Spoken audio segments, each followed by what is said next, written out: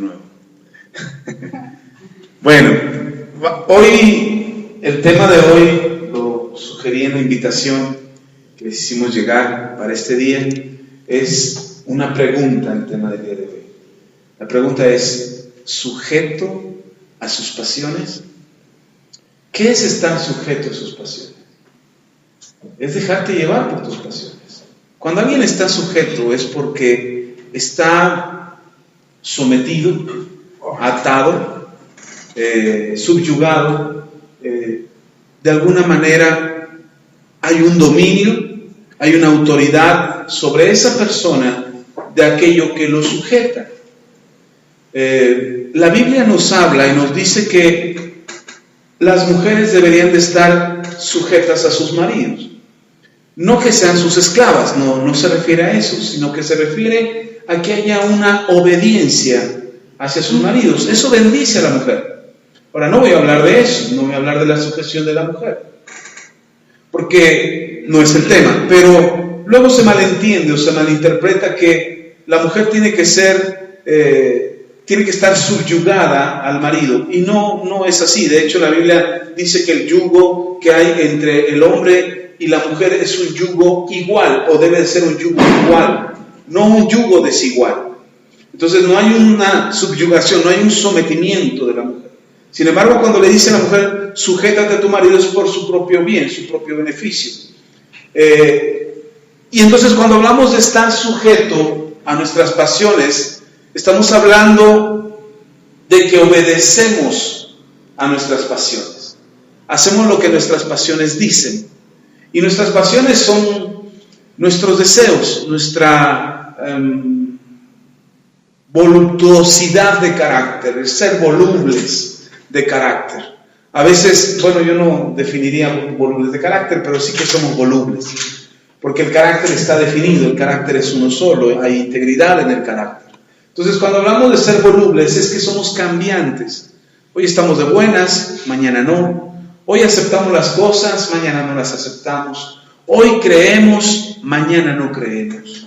Y esa sujeción que hay en nuestras vidas hacia nuestras pasiones, cuando nosotros nos sujetamos a nuestras pasiones son las que mandan. Y el problema es que cuando son las pasiones las que mandan, es decir, cuando nuestras pasiones son las que ordenan nuestras vidas, hay algo que es terriblemente malo para los hijos de Dios, y es que nuestras oraciones no son escuchadas.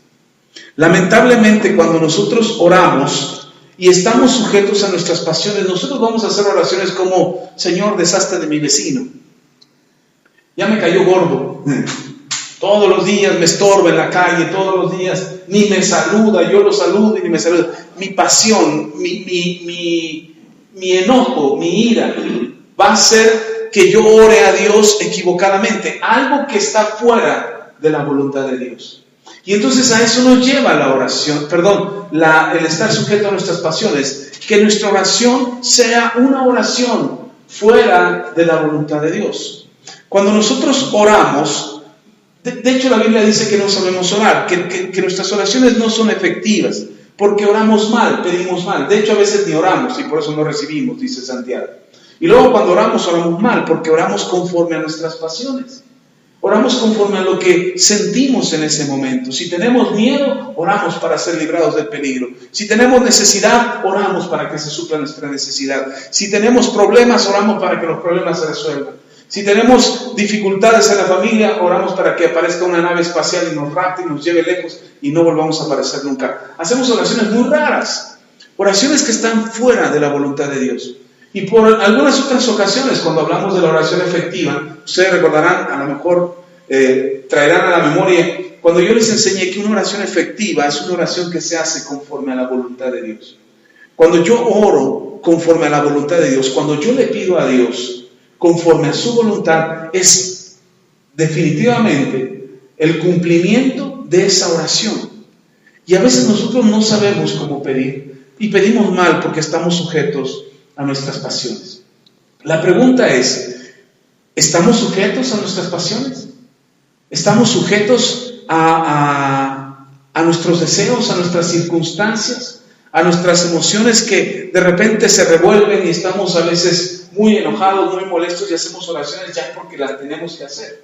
A veces oramos por alguien y no sentimos la carga y la necesidad de esa persona y oramos porque tenemos que orar, ya porque nos dijo ore por mí o ora por mí, yo ahí te encargo que ores. A mí cuando alguien me dice le encargo que ore, yo en ese momento digo mejor de una vez oramos, porque después se me va a olvidar. Yo tengo una lista de oración y tengo necesidades por las que estoy orando frecuentemente. Algunas de la iglesia, algunas de mi familia, algunas de algunos otros hermanos. Y yo siempre estoy llevando mi libreta de oración, pero si alguien me agarra en el camino, en el trabajo, o aquí en la iglesia y me dice, ore por mí, ahí le encargo, a mí se me va a olvidar, a menos que lo anote. Y entonces por eso le digo, mejor oramos de una vez. Pero el problema es que si alguien te dice, ora por mí, y en ese momento estás enojado, estás molesto, tu oración no va a ser una oración efectiva. Incluso cuando estás en una necesidad y te agobia tanto la necesidad, tu oración no va a ser una oración efectiva. Porque estás orando conforme a tu pasión, estás orando conforme a tus sentimientos, a lo que en ese momento sientes, al enojo, la ira, el miedo, la desesperación. Y entonces esa oración está impregnada no de una visión clara de lo que quieres que haga Dios, ni mucho menos para aceptar la voluntad de Dios, sino simplemente quiere salir del paso, quiere salir de la circunstancia. Hay una oración que me encanta que hace el Señor Jesús en la noche que fue arrestado, que está orando en el Getsemaní solo, y dice la Biblia que oraba amargamente, o sea que había un sentimiento que agolpaba sobre el corazón de Jesús. Oraba con tanta pasión, y no se me confunda, no estoy hablando de las pasiones, sino oraba con tanta fuerza, con tanto ímpetu, que dice la Biblia que hasta sudaba gotas de sangre. Científicamente eso está comprobado. Hay gente que hay tanta presión en su cuerpo que puede sudar sangre, que puede llorar sangre, que puede salirle sangre por los oídos, por causa de la presión tan fuerte y el bombeo tan intenso que hay en su corazón. Y Jesús estaba orando con tanta intensidad, con tanta fuerza, con tanta pasión, que por un momento la pasión estuvo a punto de ganarle. Tal es así que le dice al Padre, Padre, si pudiera pasar de mí esta copa. Lo que le está diciendo es, ¿y si cambiamos de plan? ¿Y si cambiamos, no estaría bien que cambiaras de parecer en este momento? ¿No podría haber otra manera de resolver esto del pecado de la humanidad? Y cambiar las condiciones de lo que voy a pasar ahora. Pareciera que Jesús se está rebelando ante Dios, o que Jesús ya no quiere hacer la voluntad de Dios. Pero tan pronto dice, y lo leemos en los evangelios, tan pronto Jesús dice, si pudiera pasar de mí esta copa, tan pronto lo dice, inmediatamente cancela esa oración diciendo, pero no se haga como yo quiero, sino como tú quieres. La diferencia de una oración efectiva es que si nosotros oramos solamente para salir del paso, no estamos dispuestos a orar para que se haga la voluntad de Dios. ¿Aceptaríamos la voluntad de Dios? ¿Aceptaríamos lo que Dios dispusiera aun cuando tu oración está pidiendo que suceda todo lo contrario? Y cuando tú oras y le dices al Señor, Señor, que pase esto, que se termine este problema, que se suple esta necesidad, que se cure esta enfermedad, que se acabe esta circunstancia. Y el Señor dice, no, todavía un rato más. Un poquito más, un ratito más, unos días más, unos añitos más. ¿Estaríamos dispuestos a aceptarlo? ¿O nos la pasaríamos clamando y gimiendo porque el Señor cambiara lo que estamos viviendo en ese momento? ¿Qué es lo que nos hace creer ¿Qué es lo que nos hace creer que podemos cambiar la voluntad de Dios? Nuestras pasiones. Nuestras pasiones nos hacen creer que podemos cambiar la voluntad de Dios. Mientras que si tú sujetas tus pasiones, no que tus pasiones te sujeten a ti, sino que tú sujetas tus pasiones no te van a pedir que cambie la voluntad de Dios, sino que tú aceptarás la voluntad de Dios. Hay una gran diferencia, si está conmigo. Entonces, en el libro de Santiago encontramos el origen de este mensaje leyendo Santiago capítulo 5, versículo 13 al 18. Santiago 5,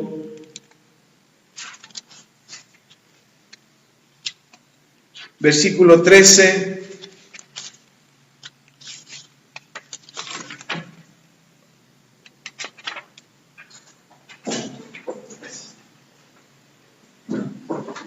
al 18. Amén. Dice la Escritura: ¿está alguno entre vosotros afligido? Váyase de fiesta el fin de semana, agarre la fiesta todo el fin de semana y el lunes medio se compone, y si la aflicción no se ha ido, vuelve a irse de fiesta. ¿Así dice? Todavía no llego, pastor.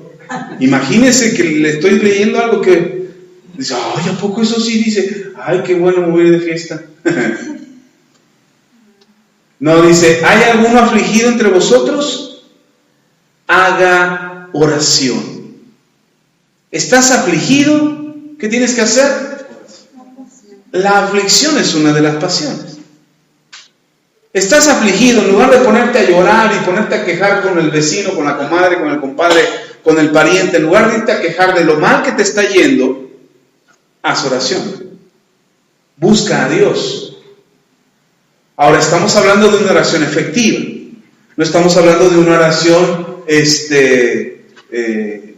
obligada, o una oración como receta mágica, como de ¿te duele la cabeza? Tómate una aspirina. No. No estamos hablando de una receta mágica, estamos hablando de una oración efectiva, de una oración que hace que tu aflicción se someta. No que la aflicción te lleve a orar. ¿Sí está conmigo? Ay, estoy afligido, me voy a poner a orar. Y me pongo a orar todo afligido. Y me levanto después de la oración todo afligido. Recuerde que la oración es una charla con Dios. ¿Qué es orar? Orar es platicar con Dios. Es la herramienta que Dios nos dejó para platicar con Él. En lugar de correr con el vecino, con la comadre, con el compadre para platicarle tus problemas, al primero que le tienes que platicar es a Dios. Ahora, Dios ya sabe cuáles son tus problemas. Lo que estás haciendo al momento de orar, cuando estás afligido, es someter la aflicción. Vienes, platicas con Dios y le dices a Dios, Señor, estoy afligido, pero yo creo que tú me vas a sacar de esta situación. Así es que esta aflicción se va. Tal cual como Jesús oró. Si pudiera pasar de mí esta copa. Había aflicción en ese momento para Jesús. E inmediatamente Jesús se recuerda y dice, pero ¿por qué va a pasar si Dios es poderoso? Si esto es un acuerdo que ya teníamos de hace tiempo, si esto es algo que ya habíamos planeado desde la eternidad, si esto es algo que va a dar salvación a la humanidad, ¿por qué tengo que cambiar de parecer? ¿Por qué tengo que ir contra la voluntad de Dios? Pero no se haga mi voluntad, sino la tuya. Y podemos orar de manera que la aflicción que está en nuestro corazón se someta. Entonces dice Santiago, ¿está alguno afligido entre vosotros? Haga oración. ¿Está uno triste entre nosotros? Haga oración. ¿Está uno enojado entre nosotros? Haga oración. La aflicción es solamente un ejemplo. No es que solamente cuando te afliges tienes que orar. No, es un ejemplo. ¿Hay alguna pasión que quiere gobernarte? ¿Hay alguna pasión que quiere enseñorearse de ti? Haz una oración. Platica con Dios. No tienes que usar palabras muy rebuscadas o palabras repetidas. El mismo Señor Jesús dijo que no usáramos vanas repeticiones. Que tu charla con Dios sea una charla normal. Señor, estoy afligido, me siento triste, estoy preocupado, pero quiero confiar, quiero creer que tu voluntad es perfecta. Quiero levantarme de esta aflicción. Y el Señor va a hacer que tú puedas descansar, que puedas ver, que puedas tener entendimiento, que puedas tener claridad acerca de que esa aflicción es momentánea, es solamente un momento, solamente temporal, va a pasar. Y como va a pasar, lo que conviene es que tu convicción esté segura en Dios, Que tú estés convencido, convencida de que Dios está atento a tu oración y que lo que tú ores, el Señor está escuchando tu oración. Él ya sabe tu necesidad, Él ya sabe por lo que estás pasando, pero ahora lo que estás haciendo al orar es someter esa aflicción, para que esa aflicción no te gobierne, para que no te estés angustiado, comiéndote las uñas, desesperado porque las cosas no se resuelven, porque no son suplidas tus necesidades, porque hay un momento de desesperanza. Allí es cuando oramos. Y entonces la pasión se sujeta a la oración. ¿Sí está conmigo? Ok, y luego dice, ¿está alguno alegre? Canta en alabanzas. ¿Estás alegre? No te vayas de fiesta. ¿Estás alegre? No agarres la parranda. ¿Estás alegre? Canta alabanzas. ¿Por qué hay que cantar alabanzas? Porque le estás dando gloria a Dios por lo bien que te está yendo. ¿Cuándo estamos alegres? Amén. ¿Y cuándo lo estamos? Cuando te va bien, ¿o no? Si te va bien, ¿cómo estás? De maravilla, con una sonrisa de oreja a oreja, y todo está bien. Ojalá lo hiciéramos como Santiago dice: hermanos, gozaos cuando os halléis en diversas pruebas. Ojalá estuviéramos alegres cuando estamos en medio de una prueba. Pero yo no he visto un cristiano, ni cristianos he visto, que están en problemas y están contentos. De verdad, no los he visto. Ni yo mismo. Les soy honesto. Ni yo mismo estoy en medio de un problema y no estoy, ay, qué bien me está yendo con esta necesidad o con esto. No estoy contento. Estoy luchando con esa desesperación, estoy luchando con esa aflicción, estoy luchando con el enojo, con la angustia, estoy luchando con eso y entonces busco de hacer oración para someter esa aflicción y entonces cambiar mi lamento en gozo. Y entonces ahora sí, cuando estoy cambiando, primero la aflicción no me va a dejar cantar alabanzas, hermano. Definitivamente. Si yo estoy afligido y quiero ponerme a cantar, ni de chiste. Haga una prueba el domingo en la iglesia, cuando venga usted a la iglesia y esté en las alabanzas, voltee a vea cómo cantan los hermanos. Voltee a ver. Y se va a dar cuenta el que está con una cara de aflicción. Y no lo culpo, o sea, no digo que no la debe de tener. Simplemente hay una aflicción que le impide cantar una alabanza. Por eso cuando venimos afligidos, antes de hacer una alabanza al Señor o cantar una alabanza, haga una oración. Déjele a Dios sus problemas, diga al Señor, traigo una de problemas encima, una de necesidades encima, Señor, pero este es momento para alabarte, para exaltarte, así es que todas mis cargas las pongo a tus pies y ahorita quiero gozarme y alabarte y darte la gloria. Y entonces cuando estás alegre, ¿qué haces? Otra vez, la alegría también es una pasión. Es muy diferente el gozo a la alegría. La alegría es un instante, la alegría es un momento, pero a veces estamos tan alegres que perdemos la noción de la realidad. A veces estamos tan alegres que hasta irresponsables nos volvemos. De repente, no sé si alguna vez le pasó, espero que no, pero si le pasó, usted se acordará que cuando era más joven y andaba en la fiesta y tus papás te decían, te quiero aquí a las 9 de la noche. Pero estabas tan alegre que cuando daban las 10 te acordabas, ay, mi papá me dijo que a las 9. Ya son las 10. Ya. Llego a las 12. Pues total, si me van a regañar, ya me pasé una hora, que me pase 3. Y la alegría te vuelve responsable. No es lo mismo que el gozo. Es también una pasión. Y dice, no te dejes gobernar por esa alegría. ¿Cómo sometes la alegría? Canta alabanzas. Porque cuando tú cantas alabanzas, el que recibe la gloria, el que recibe ahora sí que la alabanza, perdón por la redundancia, es el Señor. Entonces, ¿estás alegre? Canta alabanzas. Mi carro se ha vuelto mi oficina, se ha vuelto un confesionario, se ha vuelto una pequeña mini iglesia, pequeño auditorio, ahí canto alabanzas, ahí hago oración, ahí adoro, ahí doy consejería, ahí ministro, ahí hago llamadas, ahí leo la Biblia. Paso mucho tiempo en el carro, ya me di cuenta, y entonces estoy aprovechando mi tiempo en el carro. Y cuando estoy cantando alabanzas, cuando me pongo a cantar, me doy cuenta de que aún la alegría que yo pudiera sentir en ese momento, aún la alegría empieza a centrar mis pensamientos, empieza a ordenar mis ideas. El cantar alabanzas pone en orden, pone serenidad a tu alma para que se alinee con el Señor. Y empiezas a ordenar tus ideas, tu júbilo, tu alegría del momento lo empiezas a alinear y empiezas a tener orden. Entonces, es una forma de también sujetar tus pasiones. ¿Cómo? Cantando alabanzas. Y luego dice, versículo 14, ¿está alguno enfermo entre vosotros? Llame al 911, que vengan corriendo. Mande a traer la ambulancia. ¿Sí dice eso? No. Dice el versículo 14. ¿Está alguno enfermo entre vosotros? Llame a los ancianos de la iglesia y oren por él, ungiéndole con aceite en el nombre del Señor. La enfermedad no es una pasión, pero la enfermedad produce pasiones.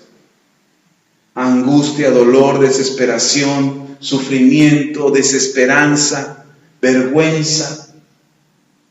Y entonces empezamos a sentir, ay, ¿por qué me enfermé otra vez? Mire, yo conozco cristianos que no dicen que están enfermos. Y no dicen que están enfermos por la vergüenza de que el pastor sepa que están enfermos. Que han de pensar, el pastor se va a enterar que estoy enfermo, seguramente va a pensar que pequé. No, hermano, al menos este pastor no. No sé otros pastores, pero yo no. Yo ya le expliqué por qué se enferma uno. Y hay respuesta para eso. ¿Cuál es la respuesta? Oren. Oren. Oren por el enfermo y únjanlo con aceite. Y dice, y el enfermo sanará inmediatamente. Versículo 15. ¿Sí dice eso? No. Dice, y la oración de fe salvará al enfermo, y el Señor le levantará, y si hubiese cometido pecados, le serán perdonados. Cuando uno ora por un enfermo, suceden tres cosas. Uno, la activación de la fe tiene que tener fe el que ora. La activación de la fe hace que la persona se reconcilie con Dios. ¿Para qué? Para ser salvado. Segundo, el Señor le levantará. ¿Quién le levantará? El Señor. No el pastor, no el líder, no el servidor, no la persona que oró. ¿Quién lo levantará? El Señor. ¿Dice cuándo lo levantará? No dice cuándo lo levantará. No dice que inmediatamente sanará. Dice el Señor lo levantará. En algún momento quizás la enfermedad tenga que tener un proceso. Quizás la enfermedad quede ahí. Como a Pablo le quedó la enfermedad, le quedó un aguijón, pero no estaba tirado en cama Pablo. Con todo y enfermedad Pablo se levantó y predicó y anunció el evangelio. ¿Sí me explico? Porque Pablo recibe la instrucción de parte del Señor y el Señor le dice, bástate mi gracia, Pablo, porque en tu debilidad, es decir, en tu enfermedad, cuando tú eres débil, mi poder se perfecciona. Pablo dice, si yo puedo hacer algo, no es porque yo tenga la capacidad, yo estoy enfermo. Pero si yo puedo hacer algo, es porque Dios está conmigo. Entonces, la fe, la oración de fe, va a producir, uno, salvación, sanidad y perdón de pecados. Pero el perdón de pecados vendrá solo si la persona se arrepiente. Entonces, hay situaciones que van a producir pasiones en nosotros. Y uno dice, ay pastor, entonces para no tener pasiones hay que ser un ángel. Hay que andar flotando en la tierra. Uno debe tener alitas y aureola para que uno no tenga pasiones. No, mi hermano. Pero la pasión debilita tu oración. La pasión no permite, ni siquiera deja que tú ores. ¿Han sentido alguna vez que no tienen ganas de orar? El pastor les dice el domingo, oren hermanos. Mira, hay veces que yo digo, hermanos, repitan conmigo. Y yo veo quién repite y quién no repite. Yo veo quién ora y quién no ora. Y hay veces que le digo, hermano, no repita, pero ore. Y hay veces quienes no pueden orar sin repetir. Pero la oración no es una repetición. La oración es comunión con Dios. Y cuando no podemos orar, hay algo que nos lo está impidiendo. Y lo que impide que tu oración fluya y que la oración salga de tu corazón es tu pasión. 1, 2, 3, 4, 10, 20 pasiones. Lo que sea que te está moviendo por dentro impedirá que tú ores. Ah, pastor, no le creo. Sí, de verdad, lea conmigo. Versículo 16. Dice, confesaos vuestras ofensas unos a otros y orad unos por otros para que seáis sanados. Dice, la oración eficaz del justo puede mucho. Y aquí hay un secreto, hermano, acerca de la pasión. Dice que cuando nosotros, no lo dice así, pero quiero entender las palabras de Santiago. Dice Santiago, confesaos vuestras ofensas unos a otros y orad unos por otros para que seáis sanados. ¿Está hablando de enfermedades? No, está hablando del corazón. Dice, cuando hay ofensas entre ustedes, por causa de sus pasiones, ahorita lo vamos a ver, cuando hay ofensas entre ustedes, sus oraciones no sirven, no hay efectividad en sus oraciones. Hay estorbo, hay algo que estorba en sus oraciones. El apóstol Pablo escribe en una carta y dice, hermanos, levanten sus manos santas. Hablando de la oración, está hablando de la oración Pablo en ese pasaje, dice, levantan sus manos santas, sin iras ni contiendas. Algo que no podemos hacer es levantar manos santas. Y no podemos levantar manos santas porque traemos iras y contiendas, porque estamos enojados, porque nos enojamos con el de la combi porque nos dio el cambio mal, porque nos enojamos con el de la tortillería porque me dio 2 tortillas de menos, o un papel feo. Y hacemos corajes, o nos enojamos con alguien fuerte, peleamos, discutimos, nos dijimos de todo. Y entonces venimos delante del Señor y sentimos la incomodidad de levantar nuestras manos. Y algunos nos atrevemos a levantarlas, pero sabemos que no son manos santas. Y no son manos santas, no está refiriéndose al pecado, Pablo, está refiriéndose al enojo que hay entre nosotros. Y aquí el apóstol Santiago dice, confiésense vuestras ofensas, pídanse perdón entre ustedes, oren los unos por los otros para que sean sanados. Y entonces la siguiente parte es la que tiene que hacernos pensar y reflexionar acerca de que si nos dejamos o seguimos dejando que nos gobiernen nuestras pasiones o enderezamos el barco de una vez para tener una oración efectiva. Dice el versículo 16, la segunda parte, dice, la oración eficaz del justo puede mucho. Uy, pastor, pues con razón yo no tengo respuesta a mis oraciones, ni soy justo. Ni siquiera Justino me llama. Y entonces tenemos oraciones que no son efectivas. ¿Por qué no son efectivas nuestras oraciones? Porque levantamos manos llenas de ira, llenas de pleito, llenas de enojo. Dice Santiago, confiésense sus ofensas, pídanse perdón, oren los unos por los otros, y entonces serán sanados. Dice y completa el versículo diciendo Santiago, la oración de fe del justo puede mucho. Es nuestra oración la que estamos buscando que tenga una efectividad. Si nosotros seguimos sujetos a nuestras pasiones, nuestras oraciones seguirán siendo sin fruto. Si seguimos enojados, peleados, molestos, sin la capacidad de perdonar, sin la capacidad de pedir perdón, entonces nuestras oraciones no tendrán resultados, el resultado que esperamos. Necesitamos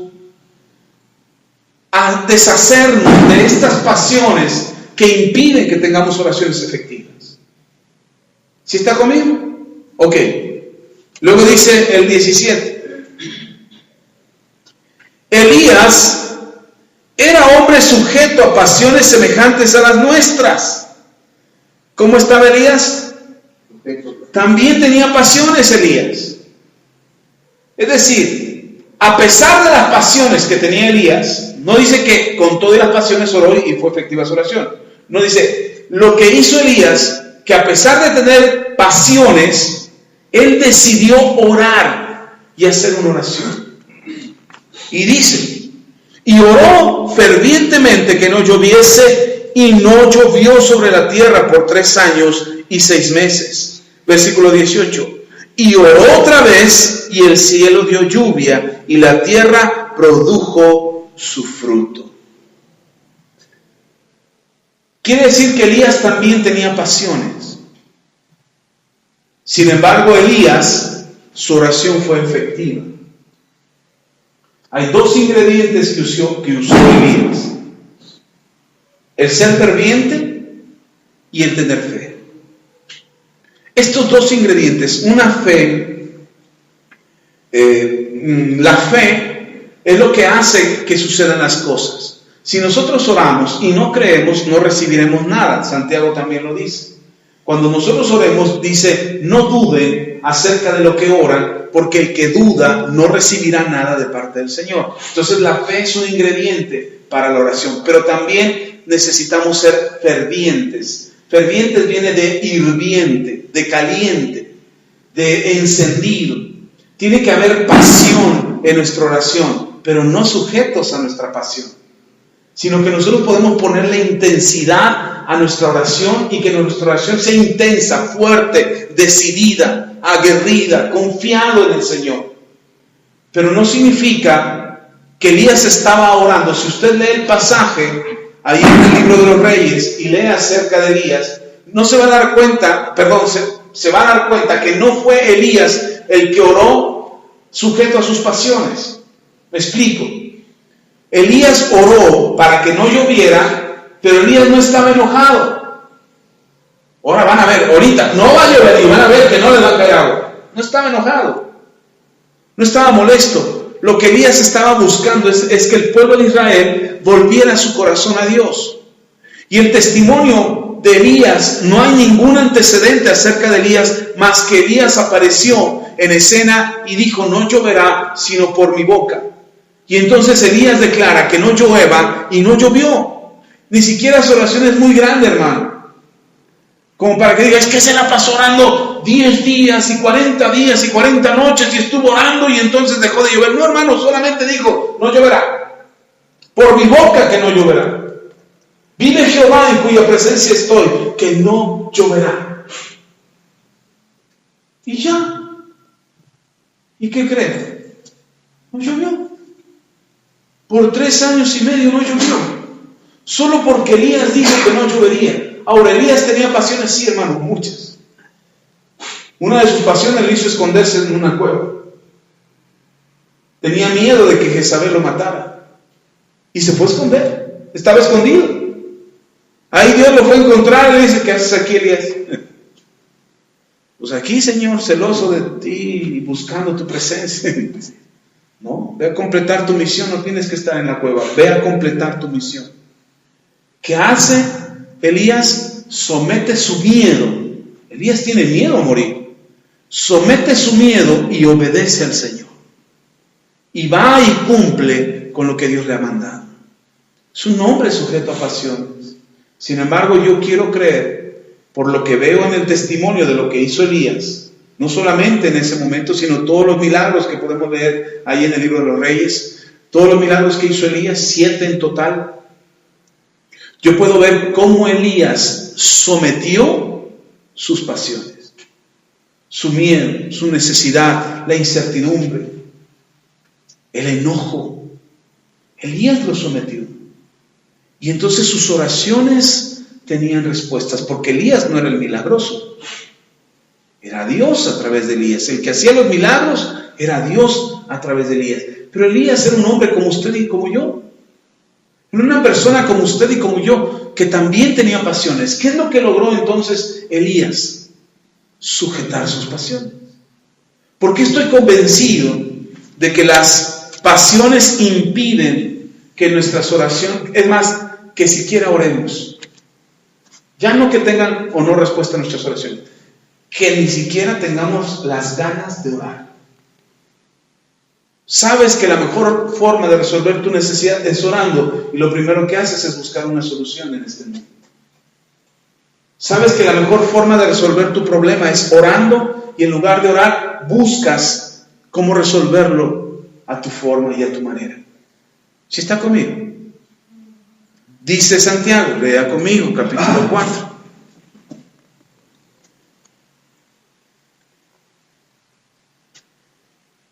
Santiago 4, versículo 1, dice: ¿de dónde vienen las guerras y los pleitos entre vosotros? ¿De dónde vienen? Vuestras pasiones. Dice: ¿no es de vuestras pasiones las cuales combaten en vuestros miembros? ¿Dónde están nuestras pasiones? En nosotros. Dentro de nosotros están nuestras pasiones. Y dice: ¿de dónde vienen las guerras y los pleitos? ¿Cómo podríamos levantar manos santas sin ira ni contienda si lo primero que hacemos es pelear, discutir, ofender? Usamos palabras y decimos: ay, le estoy diciendo la verdad. Yo no sé por qué se pone tan delicadito. No, estás ofendiendo, estás peleando. Si tu intención no es ofender, entonces no ofendas. Cuando alguien me dice: te voy a decir algo, pero no te enojes, con todo respeto te voy a decir: ya lo que me va a decir, yo ya sé que tiene una intención de ofender, aunque me diga con todo respeto. Porque si tuviera respeto no me lo diría. Esa naturaleza que está en nosotros, que pelea dentro de nosotros. Finalmente, cuando son nuestras pasiones las que ganan en esta batalla interior, es porque estamos sujetos a esas pasiones. Y por eso vienen las guerras y los pleitos. ¿Qué es lo que están buscando estas pasiones en nosotros? ¿Qué es lo que busca el diablo tratando de activar esas pasiones, encendiendo esas pasiones dentro de nosotros? ¿Qué los pleitos? Guerras, discusiones, corazones heridos, ofensas, corazones lastimados. ¿Para qué? ¿Para qué está buscando eso? Para que no ores. El diablo no le tiene miedo a un cristiano que ora enojado, peleado. No le tiene miedo, porque va a orar conforme a sus pasiones. El diablo le tiene miedo a un cristiano que ora con un corazón sano. Que cuando tú oras por alguien que está en necesidad, de hecho, cuando tú tienes un corazón sano, antepones la necesidad de otros antes que la tuya. Cuando tienes un corazón sano, tú estás orando por tu necesidad, y antes de orar por tu necesidad estás pidiendo por la de otro.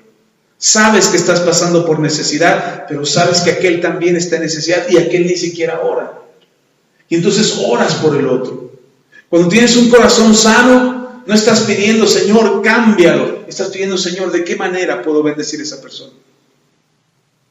Cuando tienes un corazón sano, puedes tener la humildad para ir y pedir perdón. No te hace menos. No esperas a que te vengan a pedir perdón. El Señor Jesús lo dijo. Dice el Señor Jesús: si traes tu ofrenda al altar y te acuerdas que tu hermano tiene algo contra ti, ve, pídele el perdón a tu hermano, reconcíliate con tu hermano. Deja tu ofrenda aquí en el altar, ve, reconcíliate con tu hermano y luego vuelves y entregas tu ofrenda. El Señor Jesús no dice: ve y espera a que tu hermano vaya y te pida perdón. No. Dice: si tu hermano tiene algo contra ti, ¿quién tiene algo? Tu hermano, no eres tú, es él. Pero tú lo sabes, que tu hermano tiene algo contra ti, que se enojó la última vez que hablaron, que se quedó ofendido, que se quedó molesto, que te ha dejado de hablar por las últimas semanas, que no te habla bien, que cada vez que te ve se le entripa el estómago ahí, se le hace un nudo en los intestinos y ves la cara fruncida. Tú sabes que él tiene algo contra ti, no tú contra él. Tú ya eres cristiano, eres salvo, conoces del Señor y tú perdonas. Pero él no, a lo mejor. O a lo mejor sí, es cristiano, pero no puede perdonarte. El Señor dice: ve y reconcíliate. No esperes a que vengan a reconciliarse contigo. ¿Por qué? Porque es importante reconciliarte, porque es importante buscar la paz, porque es importante que no haya pleitos, para que tu oración no tenga estorbo.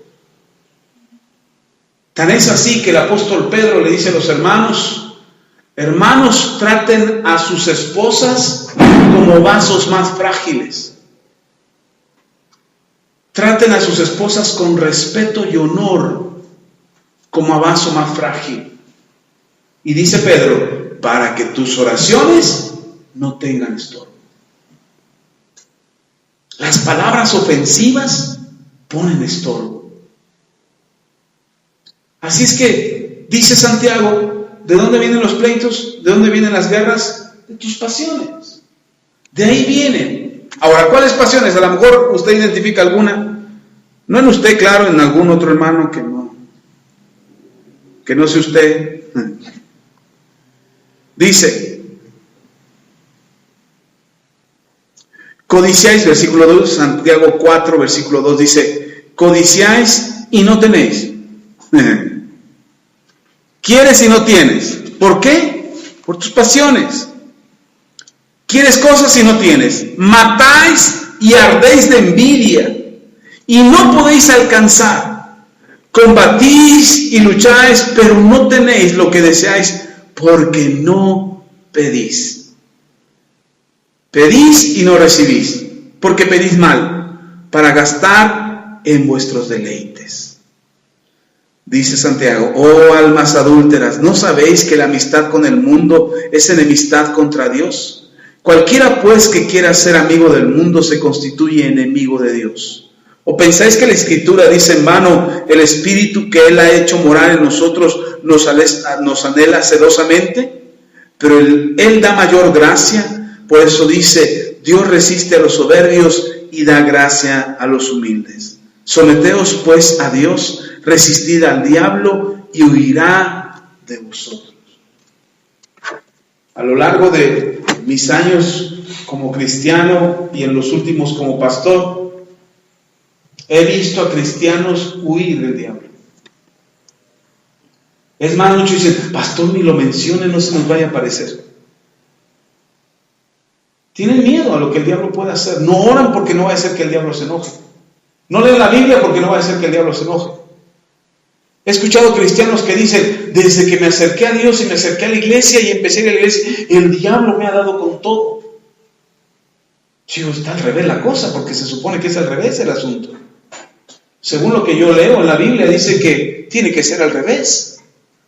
El diablo tendría que andar corriendo, desde donde yo me pare, él tendría que salir corriendo. Y si no lo está haciendo, es porque algo estoy haciendo mal. El Señor es claro, a través de Santiago. Dice, queremos muchas cosas y no las tenemos. Anhelamos cosas que no recibimos. Y cuando ni siquiera pedimos, no tenemos porque no pedimos. Y cuando pedimos, pedimos mal. Para nuestros deleites. En otra versión dice, para vuestras pasiones. Piden para sus pasiones. Esas son las oraciones que no nos dan nada. ¿Sí está conmigo? Sí. Entonces no nos conviene estar sujeto a nuestras pasiones. Ahora, no le estoy diciendo que se vuelva un cristiano de palo, con cara larga, que no siente nada. No. Porque usted está hecho con sentimientos.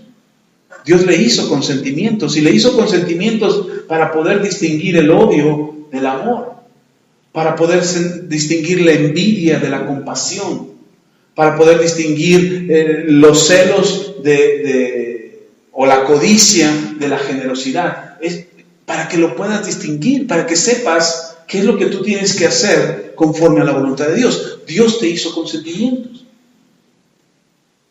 Pero aquí lo que importa es que no sean tus sentimientos los que te gobiernen. Porque terminaremos haciendo oraciones, Señor, dame una casa más grande que la de mi hermano. Señor, dame una casa más grande que la de mi vecino. Quiero tener un salario más grande que el de él para presumirle que yo también tengo. Pedimos mal. Y cuando pedimos mal, dice Santiago, no recibiremos. Pedimos mal, por eso, primero no recibimos porque no pedimos. Y cuando pedimos, pedimos mal. para nuestros deleites. Ahora, yo quiero que usted tenga una oración efectiva. Yo quiero que usted tenga una oración con resultados. Podemos sujetar nuestras pasiones. Bendito Dios que dice la Escritura que Dios no nos dio un espíritu de cobardía, sino que nos dio un espíritu de poder, de amor y de dominio propio. Son las tres cosas que necesitamos para someter nuestras pasiones. Y ni siquiera es tuyo, es de Él. O sea, ni siquiera es algo que tú tienes que buscar dentro de ti, es algo que Él puso en ti. Él puso amor, poder y dominio propio. Puedes someter tus emociones, puedes someter tus pasiones, puedes sujetarlas. Haga la prueba. ¿No se ha dado cuenta que de repente están las carcajadas? Acuérdese cuando era niño y estaba en el salón de clases y estaban, se caía fulano y le decían bromas, no estaba la maestra en el salón y usted se reía y de repente decía alguien, ¡ahí viene la maestra! Y todos corrían y se sentaban y se quedaban quietecitos, serios. ¿Cómo es que podíamos controlar la risa en un momento y decir, ¡tum!, se acabó, no más risa, no vamos a reír más? ¿Por qué? Porque viene la maestra. ¿Y podías controlarlo o no? O cuando estás peleando con tu esposo, con tu esposa, con tu pareja, con tu amigo, con tu vecino, con alguien que aprecias y amas. De repente estás peleando y le dices de todo y estás gritando y salen víboras y te pocatas prietas de tu boca y maldices y te maldices y de repente algo te toca por dentro y te hace reaccionar de todo lo que estás diciendo y del enojo en un segundo pasas a las lágrimas. Al arrepentimiento de decir, no te quise decir tanto, no es verdad. ¿Cómo logramos eso? ¿Cómo logramos ese cambio? Entonces sí se puede controlar las emociones. Sí se puede controlar la risa. Puedes controlar la alegría del momento para que no te gobierne.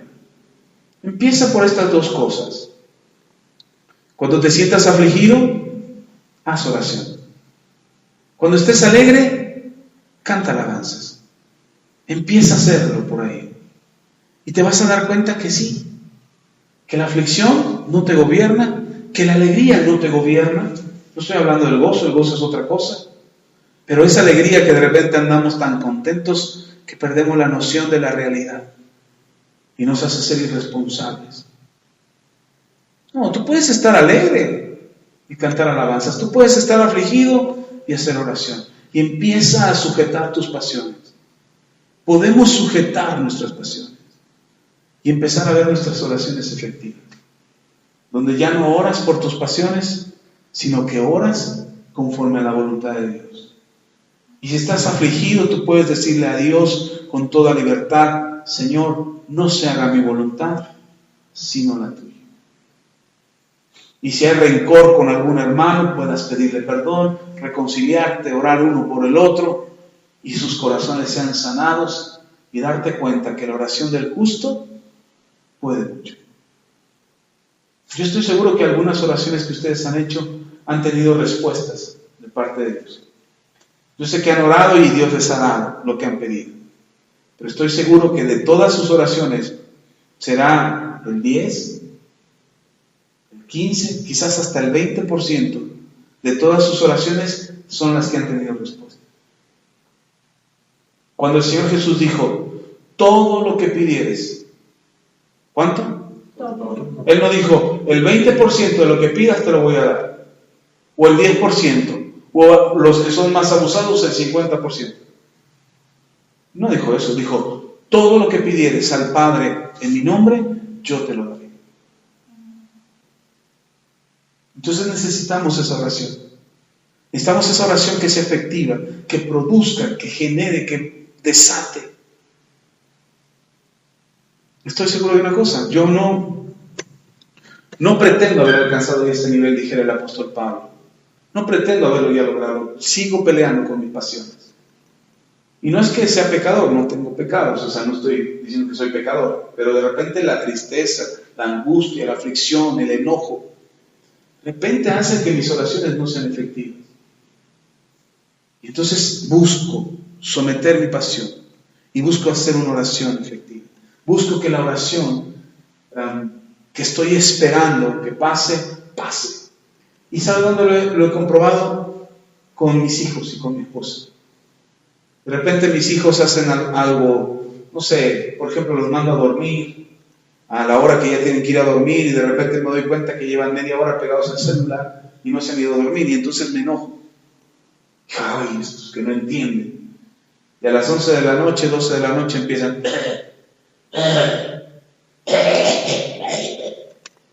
una tos que no los deja dormir. Y por un momento pienso, digo, ándale para que se le quite por desobediente. Algo voy a dejar. Y más tarde en decir eso, que cuando ya voy subiendo, Señor, ten misericordia, te pido que toques el cuerpo de mi hijo. Y me doy cuenta que sí, mi pasión me hace enojarme. Pero la oración somete la pasión. Entonces cuando llego a su cuarto y me pongo de rodillas y digo, Señor, ten misericordia de mi hijo, sánalo, perdona su desobediencia, perdona lo que haya hecho, Señor, ten misericordia. Y me doy cuenta que el milagro pasa. Creo que podemos hacer la diferencia. Creo que podemos cambiar nuestras circunstancias. Podemos tener oraciones efectivas. Oraciones que puedan mucho. ¿Amén? ¿Cuánto lo creen? ¿Cuánto lo quieren? Amén. Vamos a orar, póngase de pie. Yo sí creo en una oración efectiva. Yo creo en una oración de resultados. Yo creo que podemos hacer eso. Vamos a dejar de estarnos peleando con la gente, de andar guardando rencores, de andar guardando resentimientos, de tener corazones heridos. Vamos a tener corazones sanos, que hagan oraciones efectivas. Si tienes que perdonar, perdona. Si tienes que pedir perdón, pide perdón. Si tienes que soltar y dejar ir la ofensa, suelta y déjalo ir. La Biblia dice, ¿por qué no sufres mejor el agravio?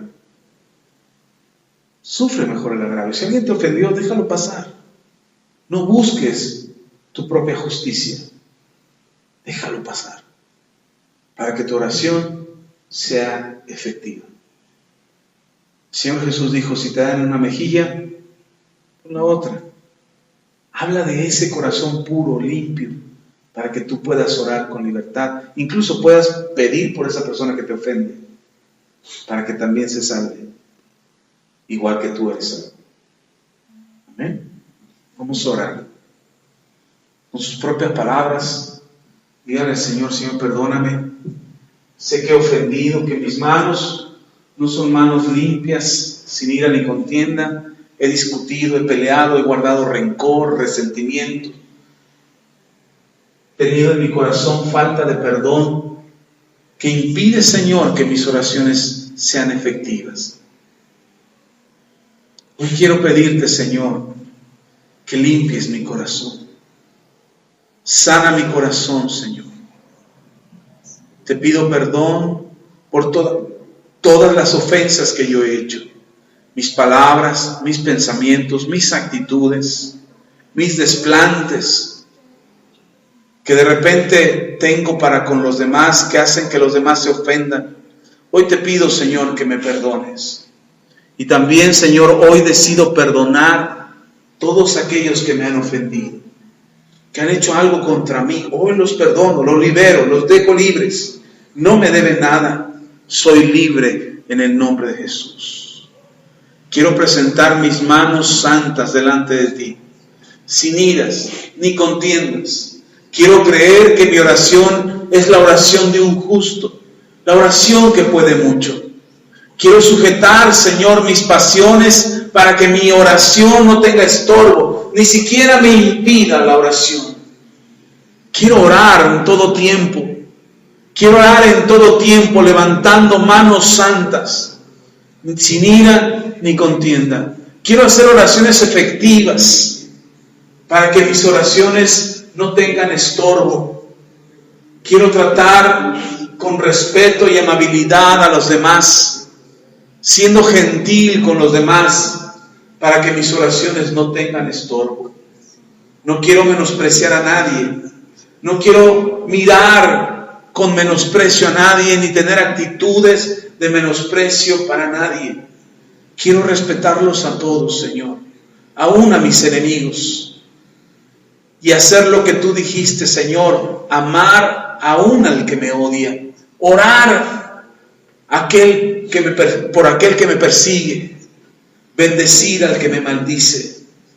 Quiero tener un corazón justo, no conforme a mi justicia, sino conforme a tu justicia. Ayúdame, Señor, en el nombre de Jesús. Amén y amén. Déjeme orar por usted. Padre, te pido que esta palabra sea notoria en sus vidas. Te pido, Señor, si ha hallado gracia delante de tus ojos. Te pido que ellos, cuando oren, vean el resultado de su oración. Escucha, Señor, porque ahora sus oraciones no estarán sujetas a sus pasiones. Ahora sus oraciones estarán libres, congruentes, sanas. Te pido, Señor, que escuches a tu iglesia, que escuches a tu pueblo. Escucha a cada hermano y hermana que ha entendido este mensaje y la importancia de no dejarse llevar por sus pasiones. Ayúdale, Señor, en el nombre de Cristo Jesús. A ti la gloria